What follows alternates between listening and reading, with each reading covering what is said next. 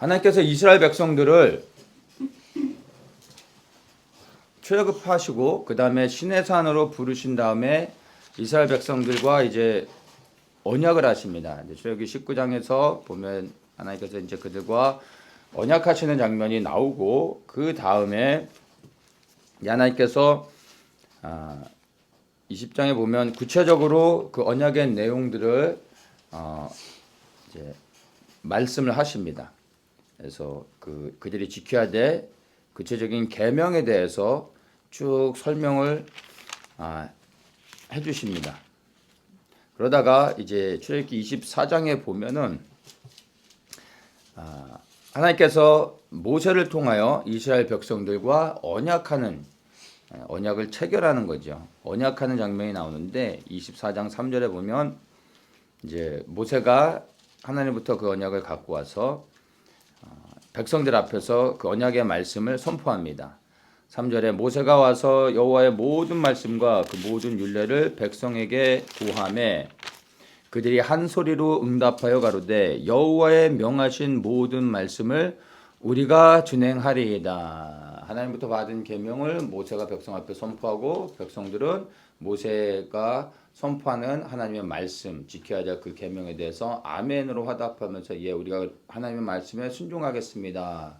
이렇게 고백하면서 이스라엘 백성들과 하나님 사이에서 언약이 이렇게 딱 체결되게 됐습니다. 그 다음에 하나님께서 언약을 체결하면은 마지막으로 이제 사인을 하고 이제 계약을 하는 거잖아요.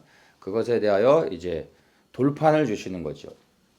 그래서 그 언약을 체결하고 하나님께서 친히 하나님의 그 계명을 기록한 돌판을 모세에게 주고 그것을 이제 모세로 하여금 가지고 내려가서 이스라엘 백성들에게 그 언약을 증거하게 이제 하시는 겁니다. 그래서 모세가 이제 하나님과의 그 언약을 하고 시내산 위에서 40일 동안을 머무릅니다.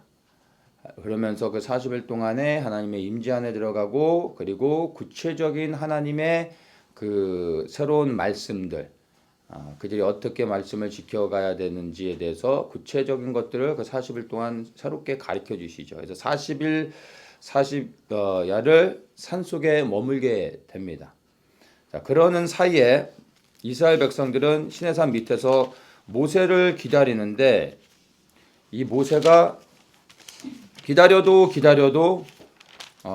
오지를 않죠. 하나님께서 보면은 24장부터 보면 계속 이제 구체적으로 모세에게 이렇게 해라 저렇게 하라 하면서 아주 구체적인 지침을 주시죠. 40일 동안 그렇게 모세가 말씀하시는데 백성들은 밑에서 기다리다가 무슨 일이 일어난지를 모르니까 그들이 기다리다 지쳐 사고를 치는 게 이제 출애굽기 32장에 나옵니다. 32장 1절에 백성들이 이렇게 이제 고백을 합니다. 모세가 산에서 내려옴이 더딤을 보고 모여 아론에게 이르러 가로되 일어나라 우리를 인도할 신을 우리를 위하여 만들라. 이 모세 곧 우리를 애굽 땅에서 인도하여 낸 사람은 어찌 되었는지 알지 못함이니라. 우리가 아무리 기다려도 야 40일이 지났는데 내려오지도 않는다. 행방불명이다. 이제는 우리가 더 이상 기다릴 수 없다. 이제 우리를 인도할 이 광야에서 우리를 인도할 하나님을 만들어라 라고 백성들이 아론에게 요구를 하는 겁니다. 그래서 뭐라고 얘기하냐면 우리를 인도할 신을 우리를 위하여 만들라.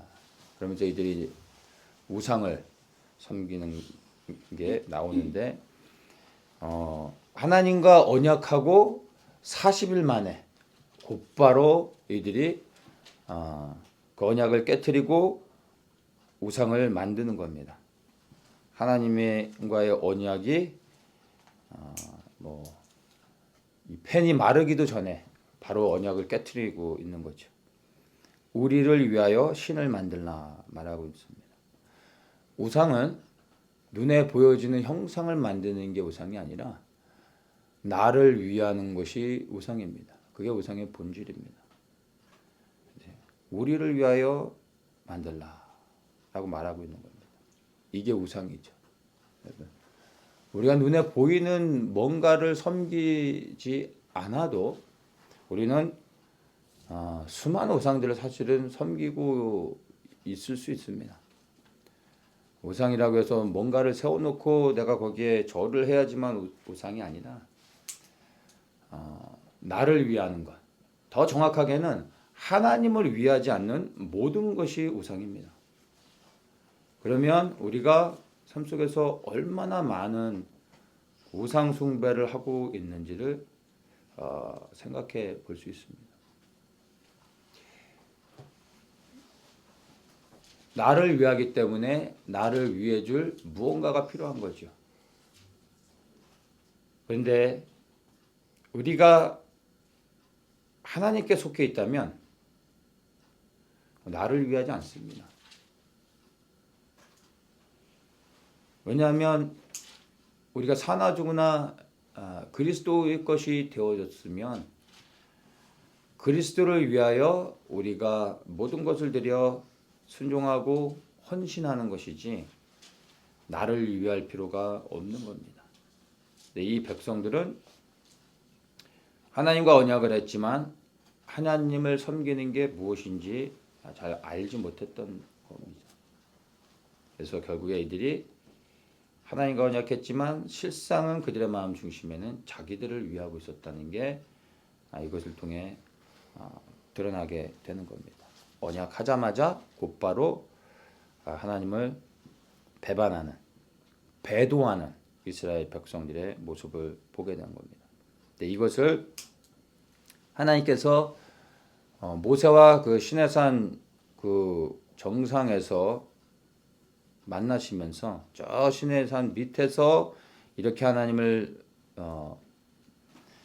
배도하고 버리고 우상을 섬기며 음란을 행하고 있는 이스라엘 백성들을 보신 겁니다.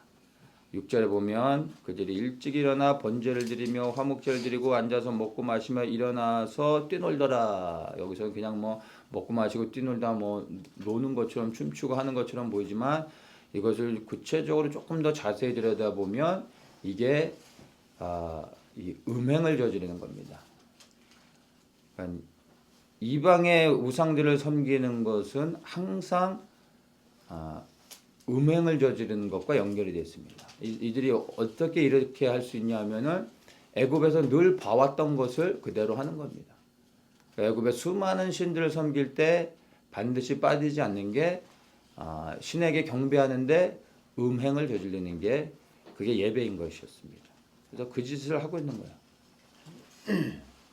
그러니 하나님께서 그것을 보시면서 이제 하나님과 언약한 백성인데 만약 하나님과 언약하지 않았다면 하나님이 진노하실 필요가 없겠죠. 그러나 이제는 하나님이 구원해 내셨고 언약을 통해서 분명히 이들이 하나님의 백성으로 순종하겠다고 했는데 언약하자마자 하나님을 배반하는 겁니다. 하나님의 진노가 임할 수밖에 없는 거죠. 그래서 7절에 하나님께서 이제 모세에게 말씀하십니다. 너는 내려가라. 내가 애굽 땅에서 인도하여 낸 내 백성이 부패하였도다.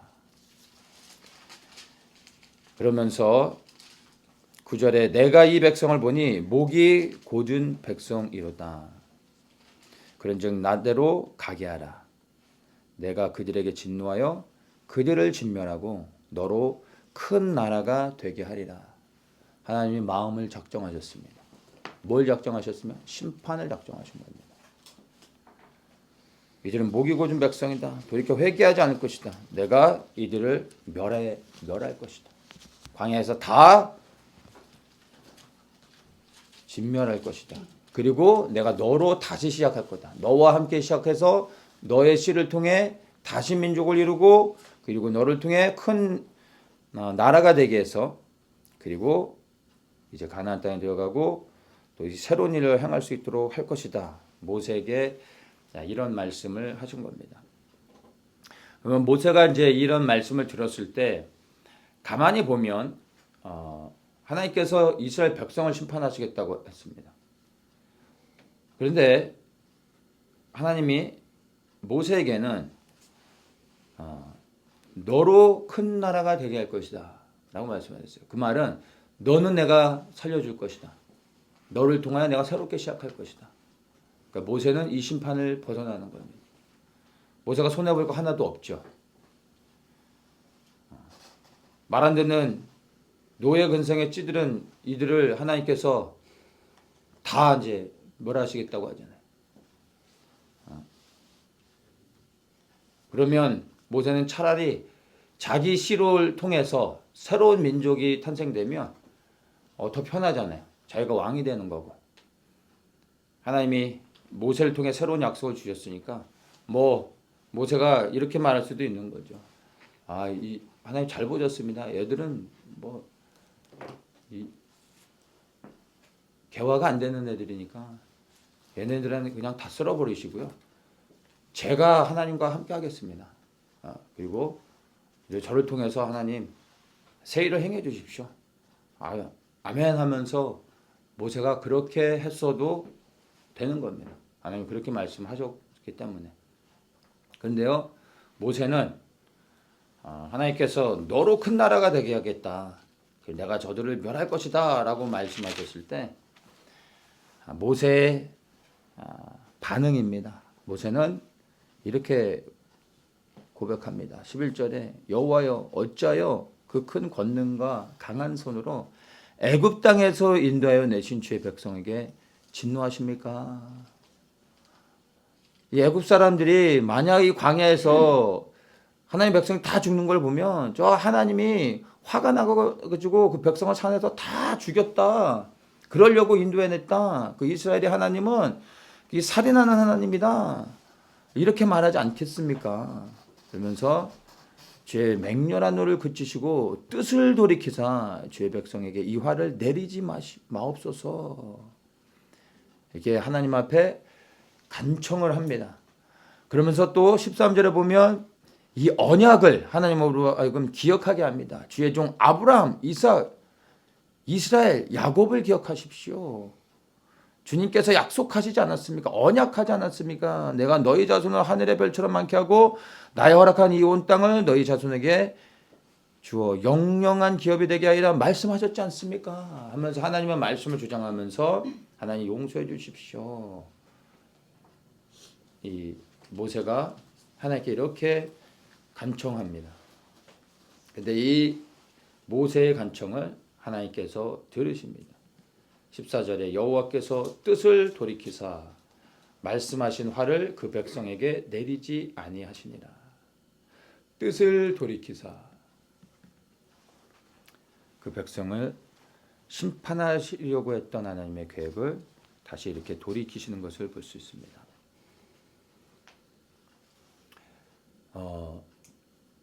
중보자의 역할이라고 해야 될까요? 그러한 것을 우리가 여기서 볼 수 있습니다. 하나님의 뜻을 돌이켜 심판을 면케하는 것. 중보자는 하나님의 뜻을 돌이키는 게 아니고요. 하나님의 심판을 막아서는 게 중보자입니다. 그래서 정확하게는 모세가 하나님의 뜻을 돌이킨 게 아니라 하나님의 심판을 막아선 겁니다. 중보자는 하나님한테 이것 구하고 저것 구하고 해서 하나님의 계획을 이리 바꾸고 저리 바꾸고 내가 원하는 대로 하나님한테 매달리면서 귀찮게 하고 내 뜻을 구하는 것이 아니라 하나님의 심판을 막아서는 게 중보자라는 겁니다.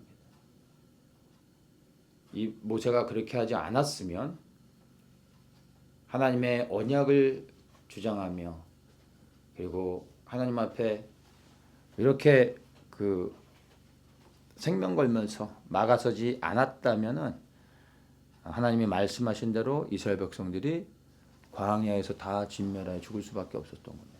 그런데 이 한 사람의 중보자의 기도를 통해서 하나님께서 뜻을 돌이켰다는 겁니다. 계획하신 뜻을 돌이켰다는 겁니다. 그리고 심판을 면하게 하십니다. 근데 이것이 하나님이 원하시는 겁니다. 누군가 나로 하여금 심판을 막아설 수 있게 해준다면 하나님이 그걸로 원하신다는 겁니다. 하나님의 공의의 역사는 죄가 있는 곳을 심판하실 수밖에 없지만 그러나 모세와 같은 자가 일어나서 하나님 앞에 이렇게 간구하며 심판을 막았을 때 하나님께서는 그것을 기뻐하시는 겁니다. 그리고 다시 한번 하나님께서 기회를 주시면서 하나님의 선하심을 보여주는 겁니다. 모세가 이런 하나님의 마음을 알고 작정된 하나님의 심판을 막아섰습니다. 오늘날 우리에게 이런 모세와 같은 심정을 가진 중보자들이 일어나야 되겠죠. 그리고 우리가 막아서야 될 것이 있다면 막아서면서 그것을 위해서 또한 기도할 수 있어야 되는 겁니다. 이런 모세의 심령이 우리 베들레헴 모든 성도님들에게 부어지길 주님의 이름으로 축복합니다. 아멘. 이제 하나님의 심판이 철회되어져서 모세가 돌판을 가지고 내려옵니다. 내려와서 보았더니 정말 그 눈앞에 펼쳐진 광경이 이스라엘이 하나님 앞에서 음란을 행하는 거였습니다. 그것을 보고 모세가 화가 나서 돌판을 깨트리죠. 그러면서 이것에 대해서 어찌된 일인지 아론에게 물을 때 아론이 여러 가지로 변명합니다. 모세가 이제 25절에 보면 백성이 방자하니 이는 아론이 그들로 방자하게 하여 원수에게 조롱거리가 되게 하였습니다. 그러면서 26절에 이제 하나님의 백성들을 향해서 묻습니다. 누구든지 여호와의 편에 있는 자는 내게로 나오라. 하나님의 편에 있는 사람은 앞으로 와라. 이제 모세가 얘기한 겁니다. 그때 누가 나왔냐면 레위 지파 사람들이 모세 앞에 나온 겁니다.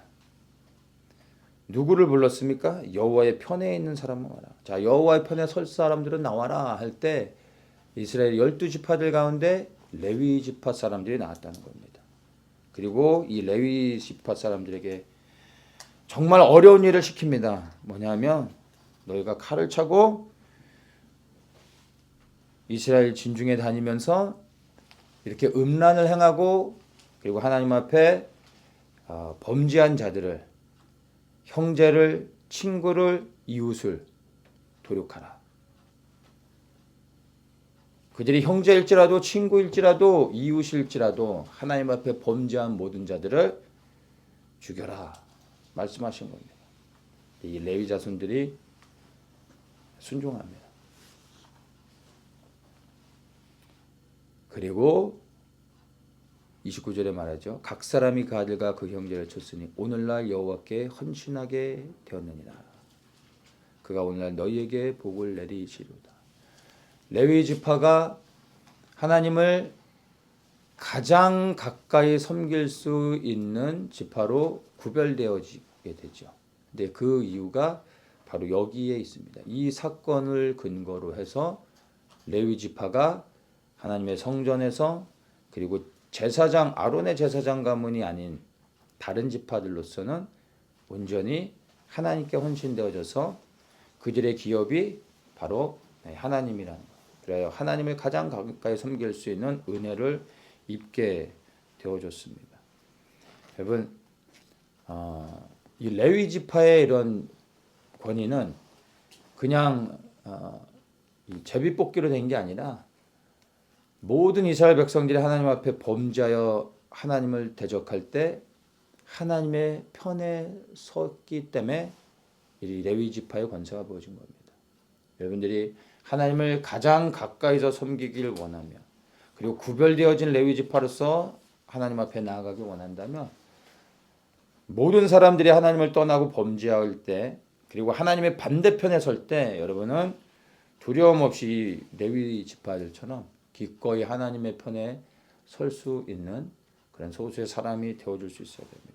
그럴 때 하나님께서 레위 지파에 주시는 이 엄청난 영적인 특권을 누릴 수가 있습니다. 이 영적인 특권은 오늘날에도 동일하게 유효하게 적용되어집니다.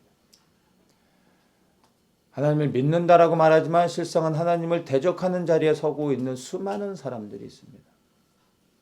오늘도 여전히 하나님께서 구별된 자들을 찾으시는데 이 레위 지파와 같이 모든 사람들이 범죄할 때 하나님의 편에 설 수 있는, 그래야 하나님의 마음을 기쁘게 해드리며 하나님의 뜻에 순종할 수 있는 사람들을 찾으시는 겁니다. 정말 우리 모든 성도님들이 이 구별된 영적인 레위의 지파가 되기를 간절히 원합니다. 아멘.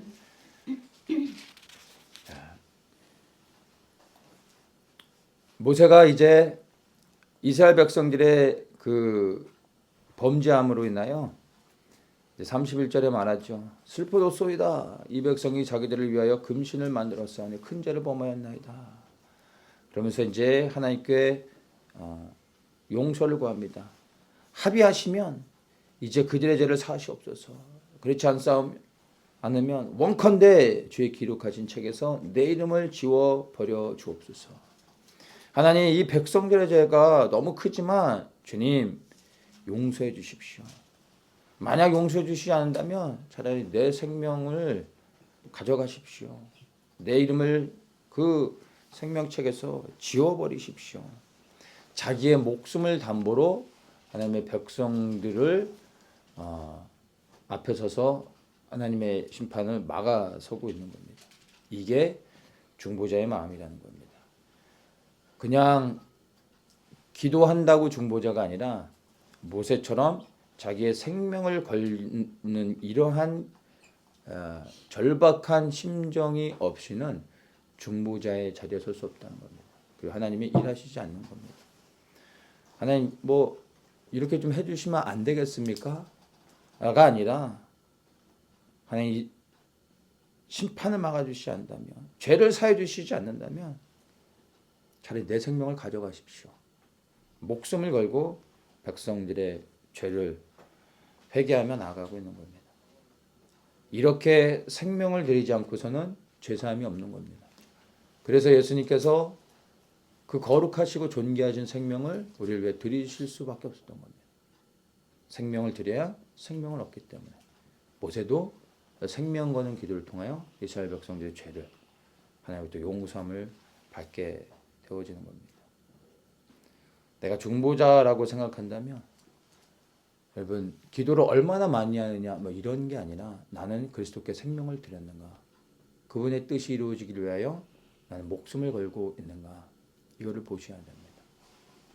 기도를 많이 한다고, 다른 사람을 위해 기도한다고, 하나님의 뜻이 이루어지기를 위해 기도한다고 중보자가 아니라 생명을 걸어야 하나님이 기억하시고 또 그 기도를 이루게 해주시는 능력이 되는 겁니다.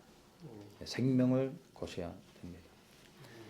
그래서 이러한 모세의 생명 거는 기도를 통해 34절에 하나님께서 그들의 죄를 용서해 주십니다. 이제 가서 내가 내게 말한 곳으로 백성을 인도하라. 이 말씀은 뭡니까? 그들의 죄를 사해 주신 겁니다. 생명 거는 모세의 기도를 통해 하나님께서 백성들의 죄를 사해 주셨습니다. 백성들 데리고 가라. 그러면서 하시는 말씀이 그러나 내가 보응할 날에는 그들의 죄를 보응하리라. 여호와께서 백성을 치시니 이는 그들이 아론의 만든 바 그 송아지를 만들었음이더라. 여기서도 우리가 또다시 발견하는 게 뭐냐면 우리가 죄를 졌을 때 우리가 그 죄를 회개하며 하나님께서 용서해 주시는 건 맞습니다. 그러나 그 죄로 인하여 맺은 열매에 대해서는 반드시 하나님이 책임을 물으신다는 겁니다. 모세가 생명 거는 기도를 드렸을 때 하나님께서 죄를 사해 주셨습니다. 그래서 백성을 인도하여 가라 라고 말씀하셨는데 그러나 내가 그들의 죄에 대하여 반드시 죄 열매에 대하여 심판할 것이다 라고 말씀하시고 그 백성을 치셨다 라고 말하고 있습니다. 분명히 알아야 됩니다. 여러분, 죄를 지면 우리가 하나님 앞에 그 죄를 회개할 때 우리의 모든 죄를 덮으시고 씻으시고 용서해 주시지만 그러나 내가 지은 죄로 인하여 맺은 열매에 대해서는 반드시 내가 책임을 져야 된다는 겁니다. 그거에 대해서 하나님께서 이 눈을 가리고 못 본 척하고 넘어가실 수가 없는 겁니다. 왜냐하면 사랑하시기 때문에 죄를 회개하며 용서해 주시지만 또한 그분은 공의의 하나님이시기 때문에 죄에 대하여 반드시 심판하셔야 되는 겁니다. 그래서 죄에 대한 대가는 반드시, 죄를 지은 것에 대한 대가는 반드시 치러야 된다는 것을 여러분 기억하십시오. 이것이 깨달아지고 이 말씀이 10년 가운데 새겨지면 이제 죄 지면 회개하면 되지가 아니라 죄 짓는 것이 두려워지는 겁니다. 이 말씀을 우리는 반드시 기억을 해야 될 겁니다. 자, 그러면서 하나님께서 이제 출애굽기 33장에 보면 모세에게 충격적인 말씀을 하십니다. 1절에 너는 내가 애굽 땅에서 인도하여 낸 백성과 함께 여기서 떠나 내가 아브라함과 이삭과 야곱에게 맹세하기로 내 자손에게 주마한 그 땅으로 올라가라. 내가 사자를 내 앞에 보내어 가나안, 아모리, 헷, 브리스, 히위, 여부스 사람을 쫓아내고 너희로 젖과 꿀이 흐르는 땅에 이르게 하겠다. 그러나 나는 너희와 함께 올라가지 않을 것이다. 왜냐하면 너희는 목이 곧은 백성인즉 내가 중간에 너희를 진멸할까 염려한다. 이렇게 말씀하십니다. 함께 올라가지 않겠다. 이거를 말씀하시는 겁니다. 근데 여기서 뭐라고 말씀하세요? 내가 너희와 함께 올라가지는 않지만 그러나 내가 너희에게 약속한 그 땅을 줄 것이다.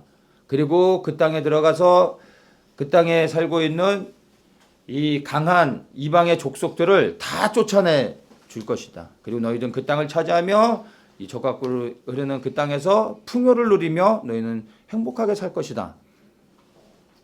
그러나 나는 너희와 함께하지 않는다. 이렇게 말씀하시는 겁니다. 이 하나님의 말씀이 뭡니까? 시내산에서 하나님께서 이스라엘 백성과 언약하셨던 모든 내용들을 그리고 그 약속들을 다 이행하시는 거죠. 근데 한 가지 달라진 게 뭐냐면 나는 너희와 함께하지 않는다. 이게 달라진 겁니다. 그러면 이제 모세가 고민을 또 해보게 됩니다. 처음에는 이스라엘 백성들 다 진멸하고 너로 내가 새롭게 시작하겠다고 했을 때 모세가 막아서며 이스라엘 백성들의 심판을 돌이키게 했습니다. 그리고 이제는 이 이스라엘 백성들과 함께 가나안 땅에 들어갈 수 있는 거예요.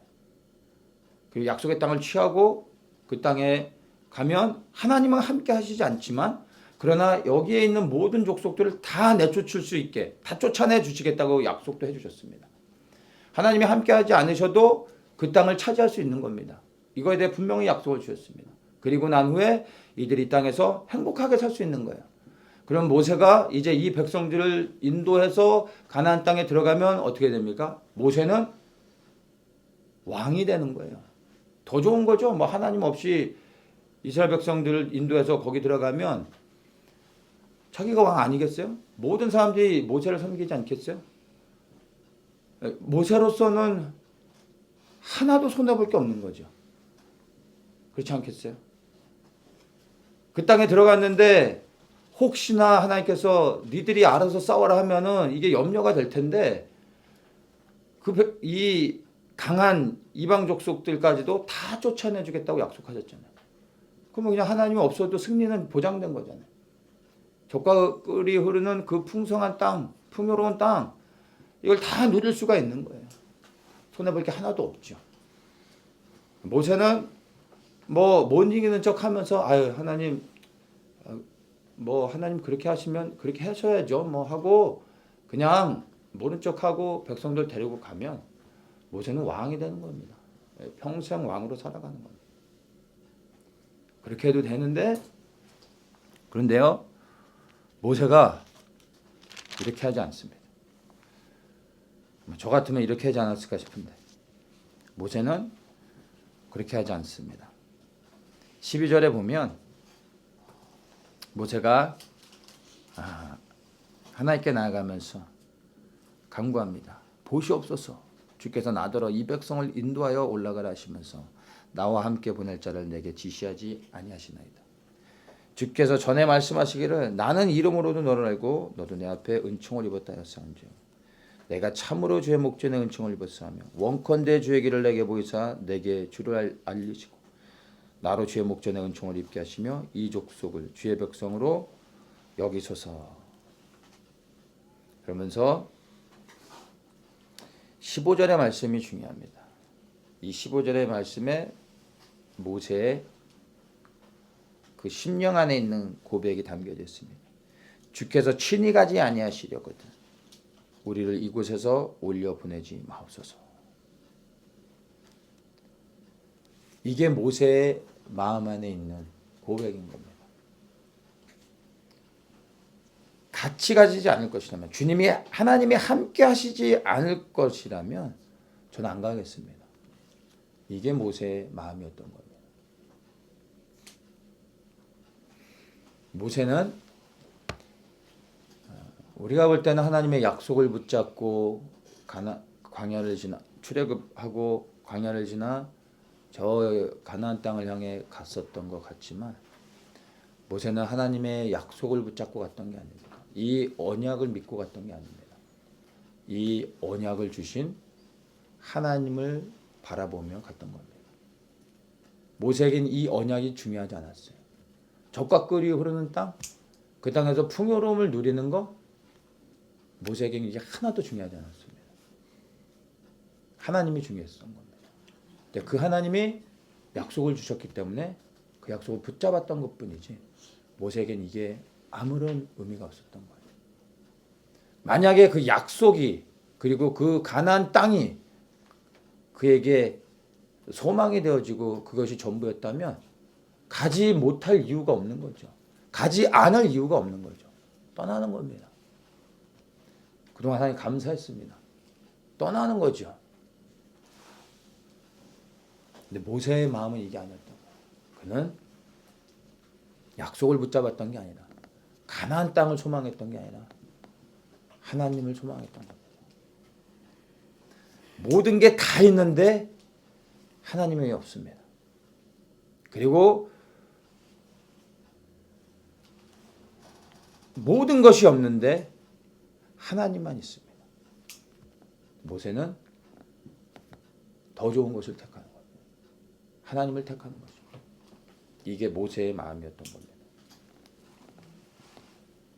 우리에게 이러한 선택이 주어진다면 여러분은 무엇을 붙잡으시겠습니까? 약속입니까? 땅입니까? 우리에게 주시겠다 하신 풍요와 그리고 성공, 번영, 행복, 하나님 없이 그런 것을 얻는 게 여러분에게 복이 된다고 생각하십니까? 모세는 그게 아무런 의미가 없다는 걸 알았습니다. 그리고 더 좋은 것을 선택합니다. 하나님이 없으면 나는 안 올라가겠습니다. 그러면서 16절에 나와 주의 백성이 주의 목전에 은총을 입은 줄을 무엇으로 알릴까? 주께서 우리와 함께 행하심으로 나와 주의 백성을 천하 만민 중에 구별하심이 아니니까 이렇게 이야기를 합니다. 주님의 은혜를 입는 것이 무엇입니까? 라고 이야기를 합니다. 하나님의 은혜를 입는 것은요 다른 게 아닙니다. 여러분, 하나님의 은혜는 우리가 하나님의 은혜를 입고 살아가고 있다는 것을 무엇을 알 수 있습니까? 여러분, 내 필요를 채워주시는 거, 내가 기도한 것을 응답해 주시는 거, 이런 게 하나님의 은혜가 아니고요. 여기서 말랐죠? 우리와 함께 행하심으로. 하나님의 은혜는 나와 함께 하시는 겁니다. 그게 가장 큰 은혜인 것입니다.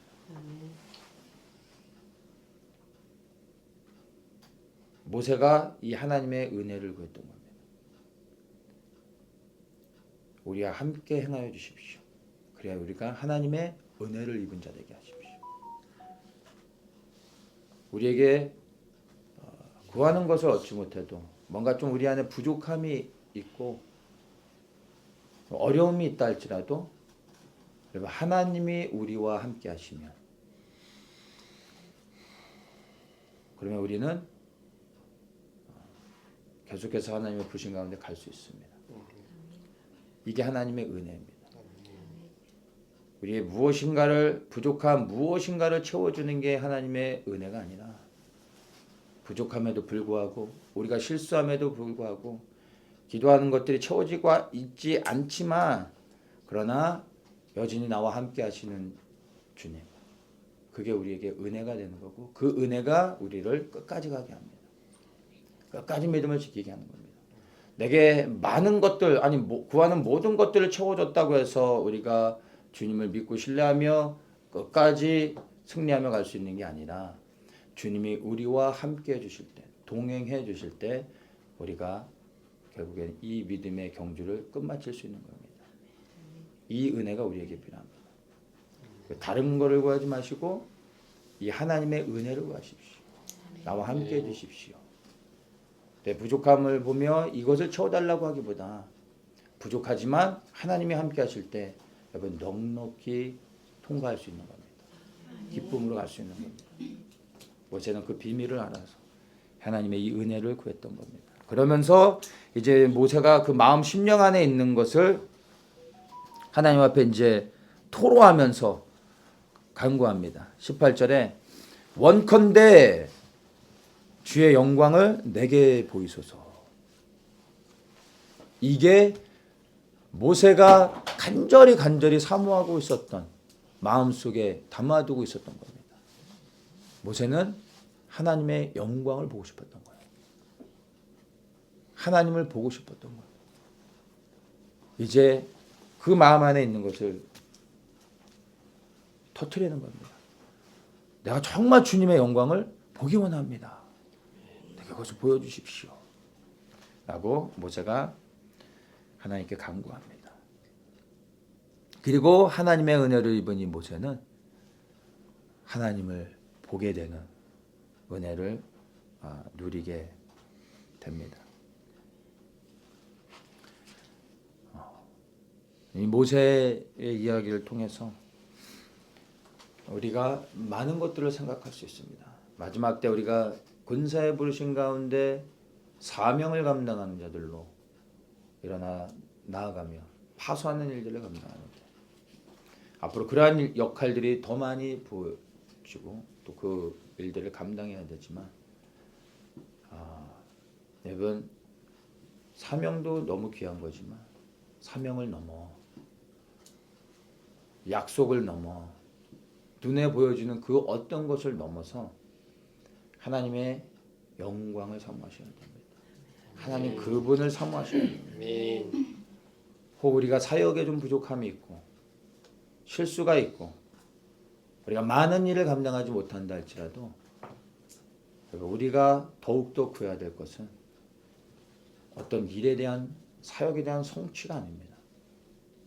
하나님입니다.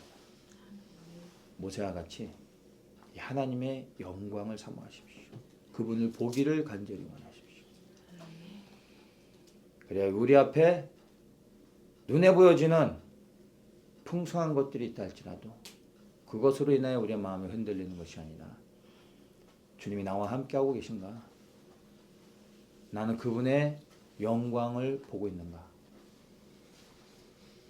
나 자신을 생각하면서 부르심 앞에 견고히 설 수 있기를 축복합니다. 우리가 앞으로 가야 할 길들이 쉽지 않을 겁니다. 왜냐하면 믿는 자들을 향하여 세상이 주는 도전은 점점점 더 거세지고 있습니다. 그리고 우리가 경험하지 못했던 믿음에 대한 정말 큰 도전들이 계속 되어질 것입니다. 그런 가운데서도 우리가 흔들리지 아니하고 부르신 자리에 서서 끝까지 주님과 함께 동행하면서 우리의 자리를 지키고 주님의 뵐 수 있는 유일한 소망은 다른 것을 바라보는 게 아니라 주님의 영광을 소망하며 주의 얼굴을 구하며 하나님 자체를 구하며 나아가는 겁니다. 그럴 때 주님 우리와 함께 하시고 힘 주시며 그리고 승리할 수 있도록 우리를 붙잡아 주실 겁니다.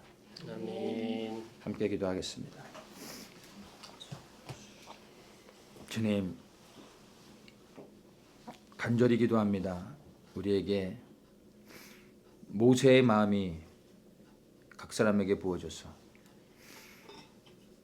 막아서야 될 것을 향하여 나아가 무너진 데를 막아설 수 있는 하나님의 사람들 되어지게 하여 주시고, 심판 앞에 놓여져 있는 이 세상을 향하여, 그리고 심판 앞에 놓여진 죽어가는 영혼들을 향하여 나아가 막아서고 기도하며 영혼들을 주님께로 인도할 수 있도록 허락하여 주시고, 죄악 가운데 있는 이 대한민국을 막아서며 하나님의 편에 서서 기도하는 자들 되게 하여 주시옵소서. 그러나 더욱더 우리에게 이 모세와 같이 저 가나안 땅이 아닌, 약속이 아닌 하나님의 영광을 사모하며 부르신 자리를 향하여 견고히 서며 나아가는 저희들 되게 하여 주시옵소서. 아멘. 감사하며 예수님의 이름으로 기도드립니다. 아멘.